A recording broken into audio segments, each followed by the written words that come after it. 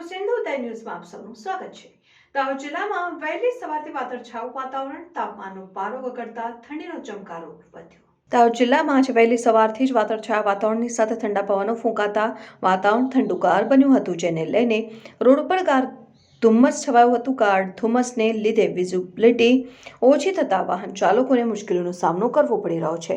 દાહોદ જિલ્લામાં આજે વહેલી સવારથી જ વાતાવરણમાં એકાએક બદલાવ આવ્યો હતો। ઠંડા પવનોની સાથે વાદળછાયા વાતાવરણના કારણે ઠંડીનો ચમકારો વધ્યો હતો અને બદલાયેલા આ માહોલથી આગામી 3 દિવસ સુધી ઠંડીનો ચમકારો જોવા મળી શકે છે અને વહેલી સવારે દાહોદ, લીમખેડા, ફતેપુરા, સુખસર સહિતના વિસ્તારોમાં હળવા વરસાદી છાંટા પણ પડ્યા હતા। જિલ્લામાં વરસાદી વાતાવરણ સર્જાતા ખેડૂતોની ચિંતામાં વધારો થયો છે। દાહોદ જિલ્લામાં મહત્તમ તાપમાન 24 ડિગ્રી અને લઘુત્તમ 14 ડિગ્રી સેલ્સિયસ હોવાનું જાણવા મળી રહ્યું છે।